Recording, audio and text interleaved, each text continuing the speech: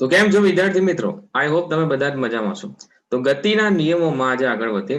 આજે આપણે વાત કરવાના છે ન્યૂટનનો ગતિનો ત્રીજો નિયમ. ખાસ કરીને અગત્યનો એવો નિયમ છે. તો જો તમારે ચેપ્ટર 5ના આગળના વિડીયોઝ જોવા આવે તો રાઈટ સાઈડ કોર્નર પર આઈ બટન છે, બસ ત્યાં ક્લિક કરી દો એટલે તમને બધા જ વિડીયો જે છે અવેલેબલ થઈ જશે. ચલો, તો નિયમ શું કહે છે જોઈએ. ન્યૂટનનો ગતિનો ત્રીજો નિયમ એવું કહે છે કે દરેક ક્રિયાબળને હંમેશા સમાન અને વિરુદ્ધ દિશામાંનું શું હોય છે? પ્રતિક્રિયાબળ હોય છે. અથવા આના આ રીતે લખીએ, આઘાત અને પ્રત્યાઘાત સમાન મૂલ્યના અને પરસ્પર વિરુદ્ધ દિશામાંના હોય છે. પરસ્પર વિરુદ્ધ દિશામાંના હોય છે. તો આ બંને રીતે જે છે આપણે ન્યૂટનનો ગતિનો ત્રીજો નિયમ જે છે એ લખી શકીએ. તો પ્રશ્ન એવો થાય કે આ આઘાત અને પ્રત્યાઘાત છે શું? આ ક્રિયાબળ અને પ્રતિક્રિયાબળ વળી છે શું? ચલો, એક સરસ મજાનું આપણે ઉદાહરણ લઈએ. તમે સ્પ્રિંગ તો જોઈ જ હશે, જોઈ છે ને? સ્પ્રિંગ જે છે આપણી પાસે એક પહેલા જૂની પેન આવતી હતી જેમાં તમે ક્લિક ક્લિક કરીને તમે છે ને એ પેનમાં તમે સ્પ્રિંગ જોઈ હશે. મતલબ તો એ સ્પ્રિંગ તમે અહીંયા પણ જોઈ શકો છો. તો સ્પ્રિંગની ઉપર તમે જે અંગૂઠાથી, ચલો તમે અહીંયાથી અંગૂઠાથી આ રીતે અહીંયા બળ લગાવી રહ્યા છો, બરાબર? માન લો કે આ જમીનની સપાટી, આ જે છે જમીનની સપાટી, બરાબર? તમે અહીંયાથી બળ લગાડ્યું, તો જેટલું તમે સ્પ્રિંગને દબાવશો એટલું તમે દબાવી રાખશો તો સ્પ્રિંગ દબાયેલી રહેશે. પણ એ પછી જો સ્પ્રિંગને છોડવામાં આવે તો સ્પ્રિંગ જે છે જોરદાર ઉછળશે, બરાબર? તો કહેવાનો મતલબ એવો છે કે જ્યારે તમે મતલબ એ ઉપર તરફ ઉછળે છે તો એ ઉપર તરફ ઉછળવા માટે કોઈ બળ તો હશે ને. તો આપણે એવું કહી શકીએ કે તમે અંગૂઠાથી તમે ક્રિયાબળ લગાડ્યું અને એ ક્રિયાબળની સામે આ સ્પ્રિંગે તમારા અંગૂઠા પર પ્રતિક્રિયા આપી અને એ તમને પછી શું દર્શાવે? ક્રિયાબળ અને પ્રતિક્રિયાબળની જોડ દર્શાવે, બરાબર? તો સ્પ્રિંગ પર આપણે હાથ વડે જે બળ લગાડ્યું એને આપણે ક્રિયાબળ કીધું. એને એટ અ ટાઈમ એની સામે બીજું બળ ઉદ્ભવી ગયું. તો ન્યૂટનનો ગતિનો ત્રીજો નિયમ જે છે આ જ સમજાવે છે કે આઘાત બળ લગાડો એની સામે પ્રત્યાઘાતી બળ, કે પછી આપણે એને કહીએ ક્રિયાબળ એની સામે પ્રતિક્રિયાબળ, એ હંમેશા સમાન મૂલ્યના હોય. તમે જો સ્પ્રિંગને જે છે એ થોડું ઓછું દબાવો તો પ્રતિક્રિયા જે છે ને એટલી ઓછી આવશે. પણ સ્પ્રિંગને તમે જે છેક અહીંયા સુધી દબાવી દો તો સ્પ્રિંગ દબાવ્યા પછી એની પ્રતિક્રિયા જે છે ને એટલે સ્પ્રિંગ વધારે જોરથી ઉછળશે, બરાબર? તો કહેવાનો મતલબ એવો છે કે ક્રિયાબળ લગાડ્યા સિવાય પ્રતિક્રિયાબળ ઉત્પન્ન થાય નહીં. આ બંને બળો હંમેશા જોડમાં હોય, બરાબર છે? ચલો, તો આ એક ઉદાહરણ થયું જે તમે લખી શકો છો ન્યૂટનના ગતિના ત્રીજા નિયમમાં. ઘણા બધા ઉદાહરણની આપણે ચર્ચા કરશું, પરંતુ આ એક ઉદાહરણ છે. એ પછી બીજું એક ઉદાહરણ છે સરસ મજાનું, અહીંયા જોજો. પૃથ્વી કોઈ પથ્થરને પોતાની તરફ આકર્ષે છે, બરાબર? કે માન લો કે પૃથ્વીની આ જે સપાટી છે, આપણે બધા પૃથ્વીની સપાટી પર ઉભા હોય, બરાબર? પૃથ્વી જે છે એ પૃથ્વીનું દળ એ ખૂબ જ વધારે છે અને પૃથ્વીની ત્રિજ્યા 6400 કિલોમીટર. આપણે બધા ઉભા છે અહીંયા પૃથ્વીની સપાટી પર. હવે એક પથ્થરની વાત કરી છે. એક પથ્થર જે છે આ રીતે આવતો હોય છે, મુખ પતંગ કરતો પથ્થર. એ પથ્થર જે છે આ રીતે નીચે તરફ જે છે એ ગતિ કરીને આવે છે. તો શું કીધું? જો કે પૃથ્વી કોઈ પથ્થરને પોતાની તરફ આકર્ષે છે ત્યારે ન્યૂટનના ગતિના ત્રીજા નિયમ મુજબ પથ્થર પર પૃથ્વી એટલું જ વિરુદ્ધ દિશામાં બળ લગાડે છે, બરાબર? પથ્થર પણ પૃથ્વી પર એટલું જ બળ વિરુદ્ધ દિશામાં લગાડે. એટલે જો સમજો કે આ પૃથ્વી છે એ પૃથ્વી પથ્થર પર આકર્ષી બળ લગાડે, એનો મતલબ ક્રિયાબળ લગાડ્યું, બરાબર? તો પથ્થર પણ પૃથ્વી પર જે છે એ પ્રતિક્રિયા આપતો હશે. તો શા માટે જે છે એ પૃથ્વી એ પોતાના સ્થાનથી ખસતી નથી? ન્યૂટનનો ગતિનો આપણે પહેલો નિયમ બીજો નિયમ ભણ્યા ભાઈ કે બળ લાગતું હોય તો પદાર્થ જે છે શું કરતો હોય, ગતિમાં તો આવે ને. તો પથ્થર દ્વારા પૃથ્વી પર લાગતું બળ એ શા માટે, મતલબ એ પૃથ્વીને ખસેડી શકતો નથી. સીધી વસ્તુ, જો પૃથ્વીનું દળ જે છે પથ્થરની સાપેક્ષમાં ઘણું મોટું છે, તો આપણે શું કીધું કે પૃથ્વી દ્વારા પથ્થર જ્યારે ખેંચાતો હશે તો પૃથ્વીએ પથ્થર પર બળ લગાડ્યું, તો પથ્થર એની પ્રતિક્રિયા તો આપતો હશે, એ પથ્થર એ પૃથ્વી પર બળ લગાડતો હશે, પરંતુ કોઈ પણ પદાર્થનો પ્રવેગ, એ પદાર્થનો પ્રવેગ એ પદાર્થના દળ પર આધારિત હોય. હવે પૃથ્વીનું દળ જે છે ખૂબ જ વધારે, બરાબર, પૃથ્વીનું દળ જે છે ખૂબ જ વધારે, અને એની સામે પ્રવેગ જે છે તમને ખૂબ જ ઓછો મળે, એટલે ના બરાબર જેટલો પ્રવેગ મળે, બરાબર. પૃથ્વીનું દળ જે છે એ ખૂબ જ વધારે હોય એટલે પ્રવેગ ખૂબ જ ઓછો મળે, જેને આપણે અવગણી શકીએ. આમ પૃથ્વીના ખૂબ જ મોટા દળને લીધે આ બળની તેની ગતિ પર ખૂબ જ અત્યંત ઓછી અસર થતી હોવાથી એ નીરખી પારખી શકાતી નથી. પરંતુ એવું નથી કે પથ્થર પૃથ્વી પર બળ નથી લગાડતો, બરાબર, એ બળ લગાડે છે, પરંતુ દળ ખૂબ જ વધારે હોવાથી પૃથ્વી એ ખસતી નથી, સીધી વસ્તુ. તો આ વસ્તુ જે છે એ દેખાતી નથી, પરંતુ ક્રિયાબળ અને પ્રતિક્રિયાબળ તો હાજર હોય જ છે, બરાબર. તો બંને ઉદાહરણથી ક્લિયર થાય છે. ઓકે, તો હજી આપણે ઘણા બધા ઉદાહરણ લેવાના છે. એટલા થોડી ઘણી આપણે અગત્યના મુદ્દાઓની ચર્ચા કરીએ કે ન્યૂટનના ગતિના ત્રીજા નિયમ પરથી શું ફલિત થાય કે કુદરતમાં એકલું અટલું બળ જે છે કોઈ હોતું નથી, બરાબર.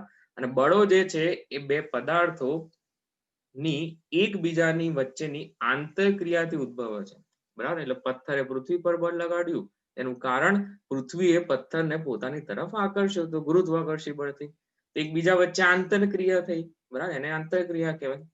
ચલો, આ બળો હંમેશા જોડમાં હોય, ક્રિયાબળ અને પ્રતિક્રિયાબળ હંમેશા જોડમાં હોય. આપણે પાછળ અગત્યના મુદ્દાની પણ ચર્ચા કરીશું, એમાં પણ કહીશું કે બળો હંમેશા જોડમાં હશે અને જોડમાંના બે બળો સમાન મૂલ્યના અને પરસ્પર વિરુદ્ધ દિશામાં જ હોય.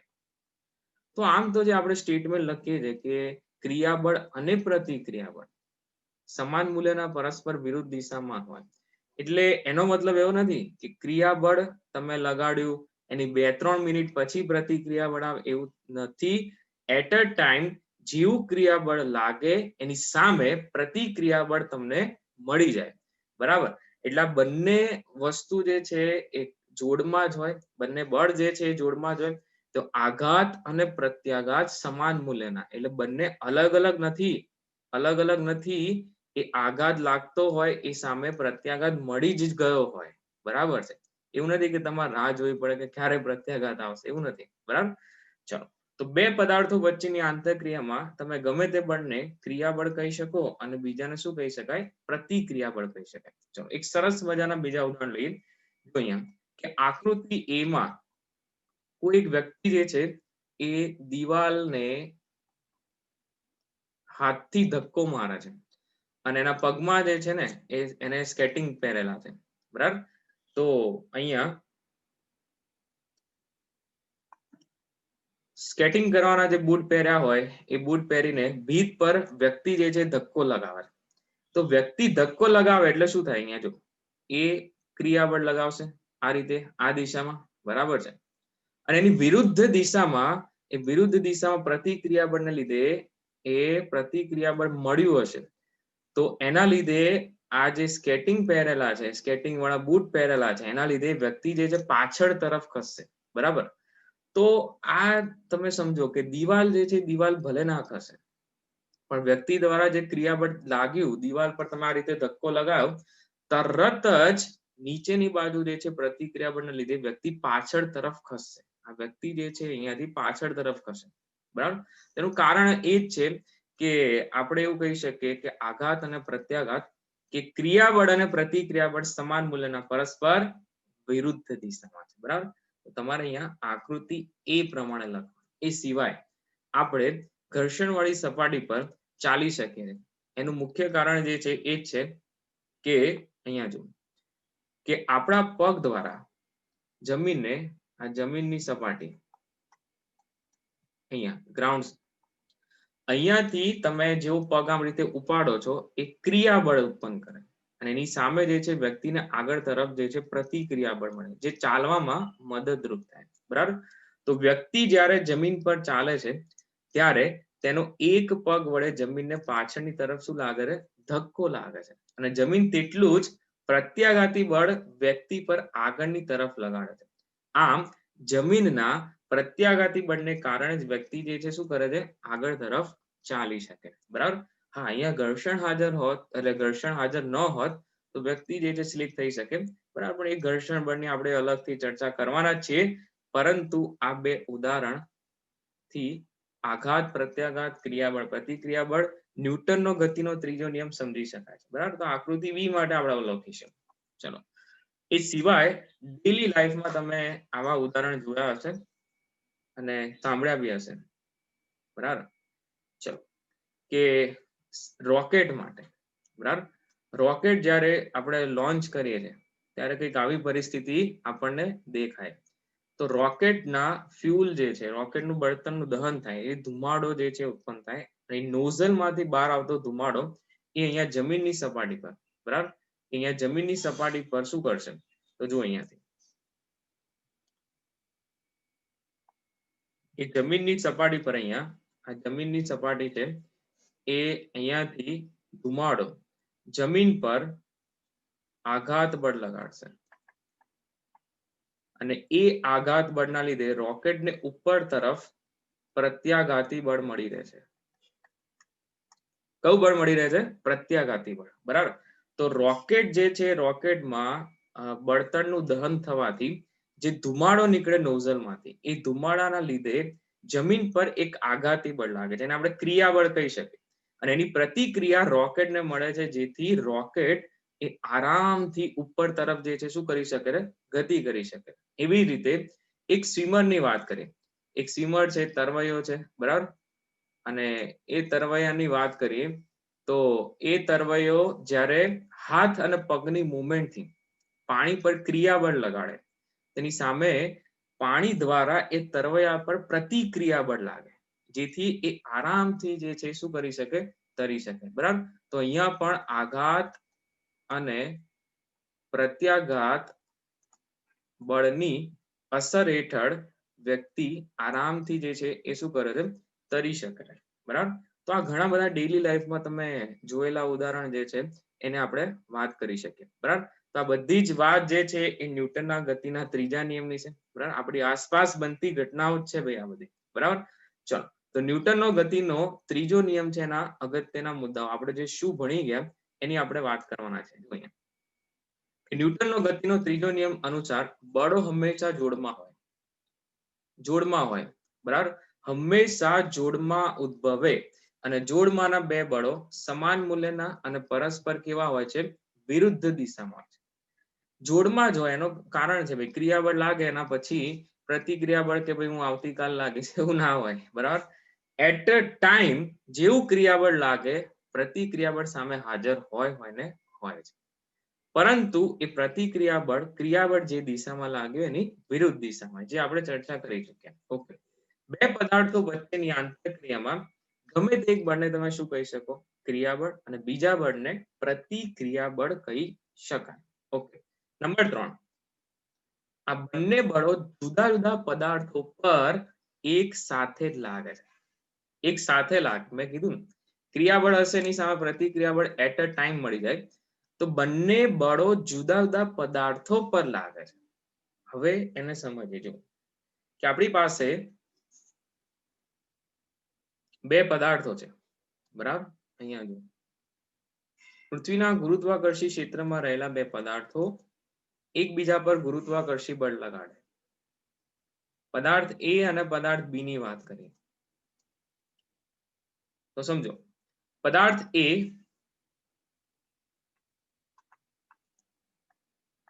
અને પદાર્થ બી, બરાબર. પદાર્થ એ અને પદાર્થ બી જે છે એ પૃથ્વીના ગુરુત્વાકર્ષી ક્ષેત્રમાં છે. પૃથ્વીનું ગુરુત્વાકર્ષી બળ લાગે. હવે સમજો કે પૃથ્વીનું ગુરુત્વાકર્ષી બળ એ આકર્ષી પ્રકારનો છે, આકર્ષી પ્રકારનો છે. એટલે પદાર્થ બી જે છે એ પદાર્થ એ પર બળ લગાડે પણ એ આ દિશામાં. પદાર્થ એ પર બી દ્વારા લાગતું બળ એફ એ બી આ દિશામાં અને બી પદાર્થ પર એ જે છે બળ લગાડે આ દિશામાં. પદાર્થ બી પર એ દ્વારા લાગતું બળ આ દિશામાં. તો અહીં ગુરુત્વાકર્ષી બળ જે છે આકર્ષી પ્રકારનું હોવાથી જો પદાર્થ બી જે છે એ પદાર્થ બી પદાર્થ એ ને આકર્ષે એટલે એફ એ બી જે છે એ એફ એ બી આ રીતે છે. જ્યારે પદાર્થ એ પણ પદાર્થ બી ને આકર્ષી પ્રકારનું બળ લગાડે એટલે એફ બી જે છે આ પ્રકારે છે. બરાબર, તો બંને બળો પરસ્પર વિરુદ્ધ દિશામાં બંને બળો પરસ્પર વિરુદ્ધ દિશામાં ને એક સાથે જ લાગી જાય પરંતુ જુદા જુદા પદાર્થ પર હોય. જુદા જુદા પદાર્થ પર એક બળ જે છે પદાર્થ એ પર અને એક બળ જે છે પદાર્થ બી પર છે. બરાબર, તો આ બંને બળોની જોડ જે છે એમાંથી એક બળને તમે ક્રિયાબળ અને બીજાને શું કહી શકો પ્રતિક્રિયાબળ. બરાબર છે. ક્રિયાબળ અને પ્રતિક્રિયાબળ જુદા જુદા પદાર્થો પર લાગે છે. એ પર બી વડે લાગતું બળ એને આપણે શું કીધું તો કે એ પર બી વડે લાગતું બળ એફ એ બી અને બી પર એ વડે લાગતું બળ એફ બી એ વડે દર્શાવી શકાય. આમ ન્યૂટનના ગતિના ત્રીજા નિયમ અનુસાર એફ એ બી બરાબર માઇનસ એફ બી એ બંને બળો પરસ્પર સમાન મૂલ્યના પણ સદિશ સ્વરૂપે લખીએ તો વિરુદ્ધ દિશામાં હોય છે. અથવા આપણે એવું લખી શકીએ અહીંયા જો કે એફ બી એ બરાબર માઇનસ એફ એ બી. બરાબર છે આ રીતે બંને બળો પરસ્પર સમાન મૂલ્યના વિરુદ્ધ દિશામાં હોય. જે કેમ હોય છે આપણે સમજી ગયા આગળ. અને આ બંને બળો માટે જો સદિશ સ્વરૂપે વાત કરીએ તો સદિશ સ્વરૂપે આપણે આ રીતે લખી શકીએ. બરાબર, તો ક્રિયાબળ અને પ્રતિક્રિયાબળ જુદા જુદા પદાર્થો પર લાગે છે તો શું તંત્ર માટે ચલો એક મુદ્દો આપણે ઉમેરી દઈએ કે જો ક્રિયાબળ અને પ્રતિક્રિયાબળ જુદા જુદા પદાર્થો પર લાગે છે શું આ બંને બળોનો સરવાળો શૂન્ય લઈ શકાય. બરાબર, તો ક્રિયાબળ અને પ્રતિક્રિયાબળ અલગ અલગ પદાર્થ પર એટલે કે જુદા જુદા પદાર્થ પર લાગતા હોવાથી તેમનો પરિણામી સરવાળો